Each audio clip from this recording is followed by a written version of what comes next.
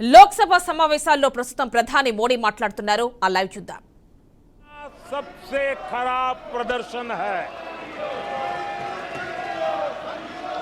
अच्छा होता कांग्रेस अपनी हार स्वीकार करती, जनता जनार्दन के आदेश को सर आंखों पर चढ़ाती, आत्ममंथन करती, लेकिन ये तो कुछ शीर्षासन करने में लगे हुए हैं।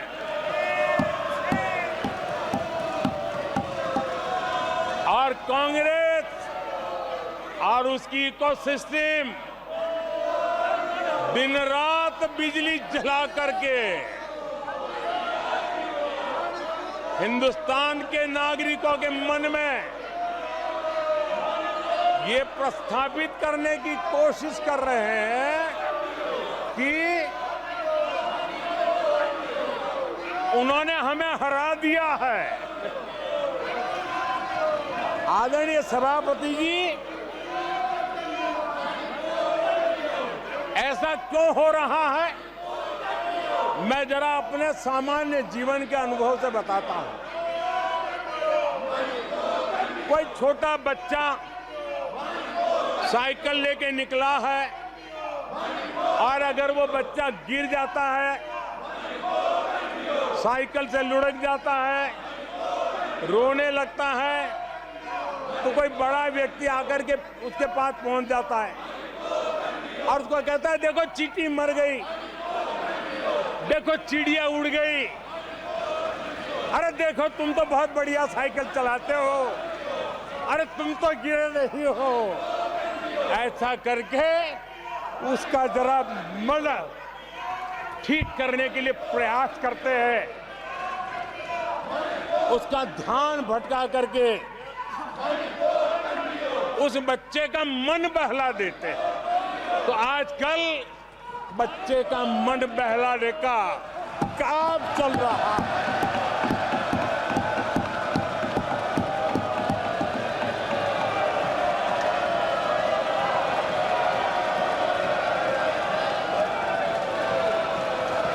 और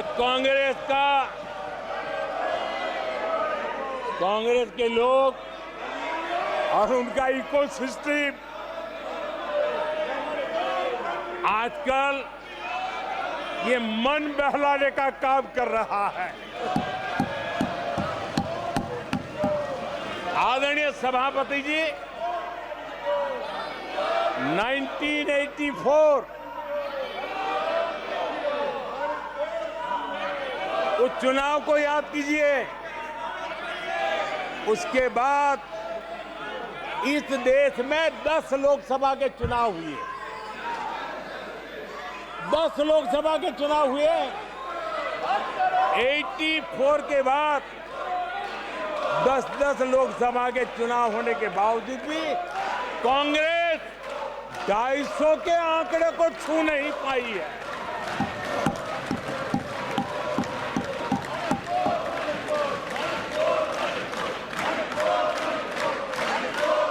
इस बार किसी तरह 99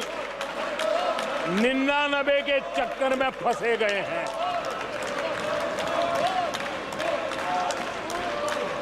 आदरणीय सभापति जी, मुझे एक किस्सा याद आता है।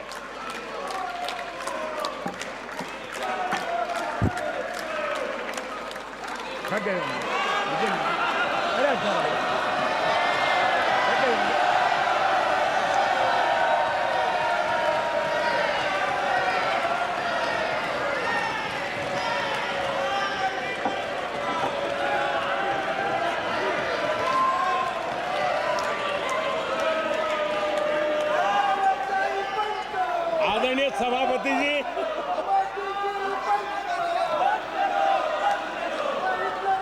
मुझे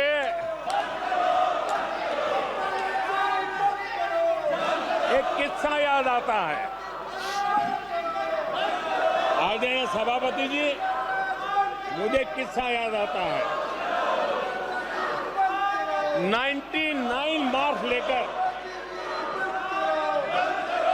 एक बालक घमंड में घूम रहा था और देश सबको दिखाता था, देखो कितने ज्यादा मार्क्स आए हैं। तो लोग भी जब 99 सुनते थे तो शाबाशी देते थे, बहुत उसको हौसला बुलंद करते थे। तो फिर उनके टीचर आए कि भैया किस बात की मिठाई बांट रहे हो, ये 100 में से 99 नहीं लाया, ये तो 543 में से लाया है।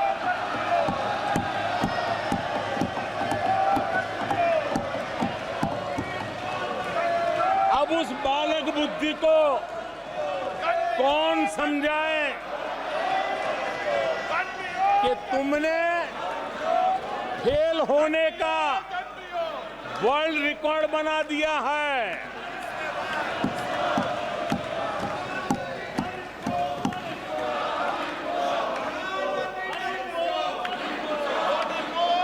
कांग्रेस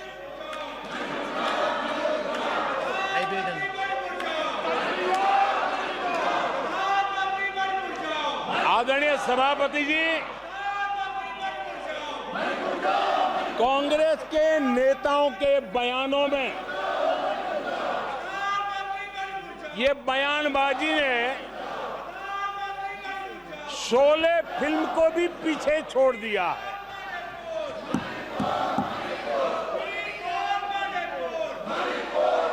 आप सबको शोले फिल्म की वो मौसी जी याद होगी।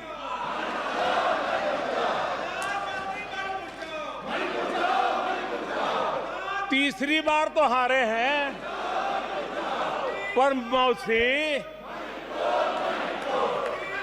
ये बात तो सही है, तीसरी बार ही तो हारे हैं, पर मौसी मोरल विक्ट्री तो है ना। आदरणीय सभापति जी, 13 राज्यों में 0 सीटें आई हैं।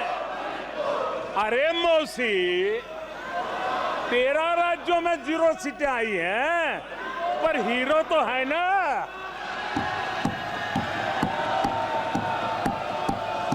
आदरणीय सभापति जी, अरे पार्टी की लुटिया तो दुबई है। अरे मौसी, पार्टी अभी भी सांसें तो ले रही है।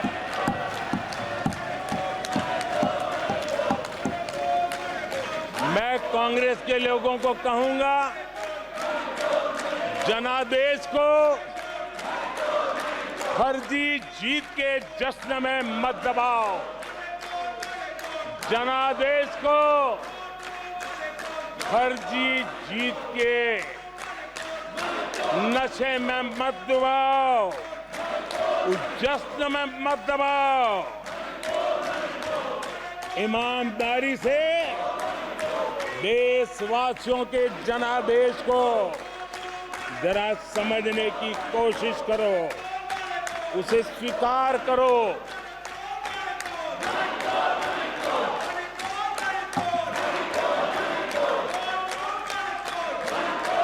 आदरणीय सभापति जी,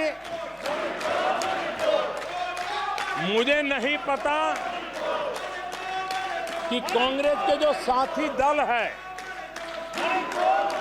उन्होंने इस चुनाव का विश्लेषण किया है कि नहीं किया है।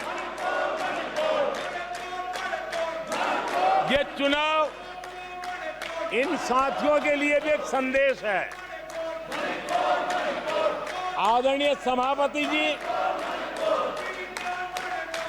अब कांग्रेस पार्टी 2024 से एक परजीवी कांग्रेस पार्टी के रूप से जानी जाएगी। 2024 से जो कांग्रेस है वो परजीवी कांग्रेस है, और परजीवी वो होता है जो जिस शरीर पर उस शरीर के साथ रहता है, ये परजीवी उसी को ही खाता है। कांग्रेस भी जिस पार्टी के साथ गठबंधन करती है, उसी के वोट खा जाती है और अपनी सहयोगी पार्टी की कीमत पर वो फलती फूलती है। और इसलिए कांग्रेस परजीवी कांग्रेस बन चुकी है। मैं जब परजीवी कह रहा हूं तो तथ्यों के आधार पर कह रहा हूं। आदरणीय सभापति जी, मैं कुछ आंकड़े आपके माध्यम से सदन को और इस सदन के माध्यम से देश के सामने रखना चाहता हूं।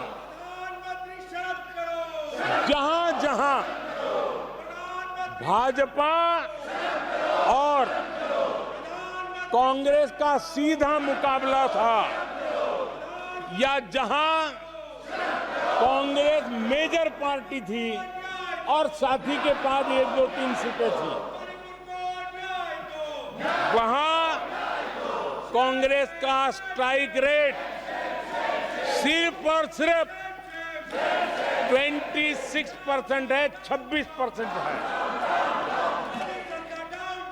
लेकिन जहां किसी का पल्लू पकड़ करके चलते थे, जहां वो जूनियर पार्टनर थे, किसी दल ने उनको कुछ दे दिया मौका, ऐसे राज्यों में कांग्रेस जहां जूनियर पार्टनर थी, उनका स्ट्राइक रेट 50% है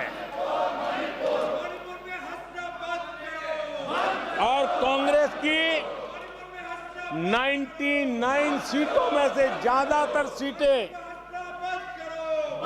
उनके सहयोगियों ने उनको जिताया है। और इसलिए मैं कहता हूं ये परजीवी कांग्रेस है। 16 राज्यों में जहां कांग्रेस अकेले लड़ी, वहां उसका वोट शेयर इस चुनाव में गिर चुका है। आदरणीय सभापति जी, गुजरात, छत्तीसगढ़ और मध्य प्रदेश, इन 3 राज्यों में जहां कांग्रेस अपने दम पर लड़ी और 64 में से 64 में से सिर्फ 2 सीट जीत पाई है, 64 में से 2। इसका साफ मतलब है कि इस चुनाव में कांग्रेस पूरी तरह परजीवी बन चुकी और अपने सहयोगी दलों के कंधे पर उन्होंने चढ़ करके ये सीटों का आंकड़ा बढ़ाया है।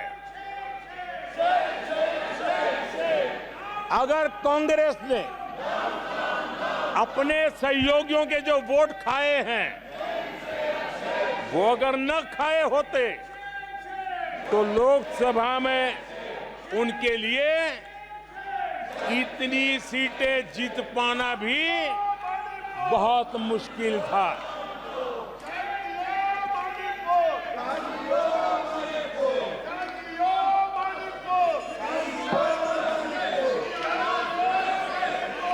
आदरणीय सभापति जी,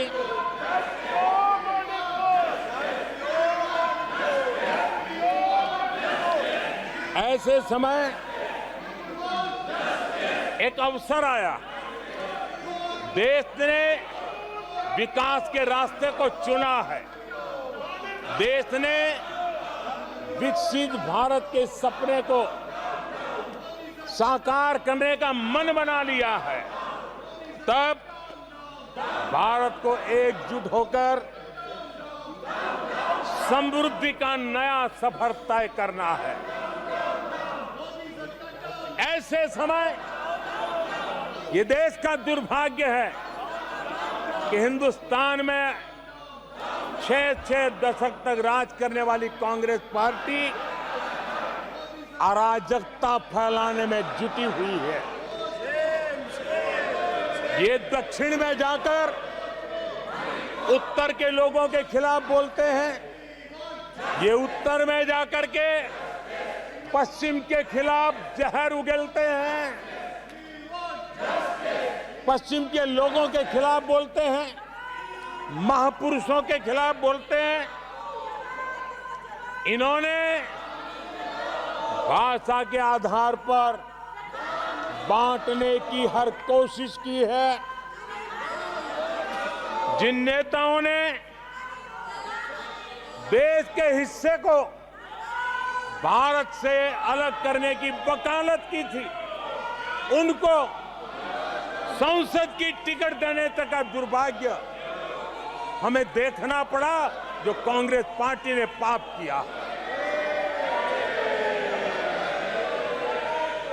कांग्रेस पार्टी खुलेआम एक जाति को दूसरी जाति के खिलाफ लड़ाने के लिए रोज नई नैरेटिव गढ़ रही है, नए अफवाहें फैला रही है। आदरणीय सभापति जी,